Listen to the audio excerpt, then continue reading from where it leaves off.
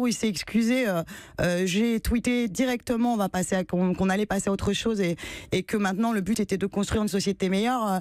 Et ben écoutez, 4 jours après, il m'attaque en justice. Il me demande 140 000 €. Hein. Ça fait cher la séance de psychanalyse. Hein. Pourquoi 140 000 €. Pourquoi il vous demande ça? Il dit que vous avez brisé sa vie. J'ai brisé sa vie. Vous le ressentez, ça, vous, Sandra Müller? C'est ce qu'il dit, mais déjà, il était consultant avant. Il avait une carrière avec plusieurs clients bien avant que je tweete. En plus, il y a eu quand même des alertes auparavant. J'ai quand même plusieurs fois dit, je crois que c'est pas venu comme ça. Hein, c'est pas venu comme un cheveu dans la soupe comme ça. D'un seul coup, 6 ans après, je me suis vengée. Il a aussi dit, je crois chez vous, que c'était pour vendre des abonnements. Écoutez, si j'avais dû faire un tweet à chaque fois que je vendais pas un abonnement à mon journal, je pense que j'aurais plusieurs procès en diffamation.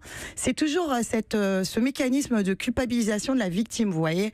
C'est moi la victime. Je ne dis pas que j'ai été violée, je ne dis pas que c'est Weinstein, je dis que c'est dans mon livre que c'est un porc dans sa façon de se comporter. On n'est pas obligé d'être Weinstein pour être... Je veux dire, le porc existait avant Weinstein quand même, le mot. Je dis, j'y vais fort, ok, mais d'abord, c'est pas élégant. Vous le regrettez d'être allé fort? J'étais pas... Franchement, très honnêtement, je pensais pas qu'il y aurait eu autant de reprises. Je pensais que ça serait resté dans le sérail et que... dans le monde d'Internet, en fait. Voilà, dans le monde d'Internet. C'est devenu un fait de société, C'est devenu un fait de société. Moi, je m'isole à New York. Je suis pas là pour faire du buzz. Je suis là pour apprendre une nouvelle langue avec mes enfants. Parce qu'il a parlé aussi dans votre émission de ses enfants. Moi aussi, j'ai des enfants. Et mes enfants n'ont pas forcément aimé le tweet que j'ai fait et de voir qu'on disait à leur mère, je vais te faire jouir toute la nuit. C'est pas élégant, c'est pas agréable pour eux non plus. Donc, est-ce que je le regrette? Moi, j'ai jamais voulu ruiner sa vie, que les choses soient claires. J'ai été dépassée par ce que j'ai fait. J'ai pas tenu non plus à m'excuser, ce qui m'a été implicitement demandé. Il était hors de question que je revienne en arrière. J'ai pas voulu, j'ai pas voulu faire un méchoui avec mon porc. Et on n'était pas non plus copains comme cochons depuis 20 ans.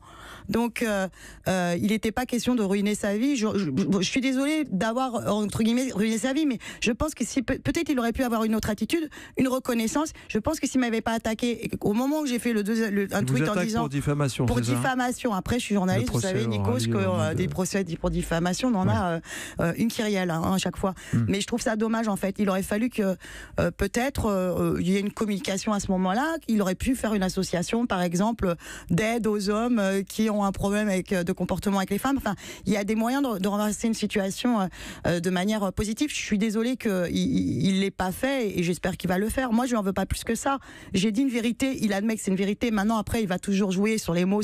J'ai dit la première partie de la phrase, pas la deuxième. Je l'ai rencontré dans un cocktail, pas à Cannes. Non, finalement, il vous a dit ici que c'était à Cannes. Donc, il faut aussi qu'il arrête de mentir, qu'il admette les choses, qu'on passe à autre chose et c'est tout. J'ai pas envie de le condamner à mort, cet homme-là.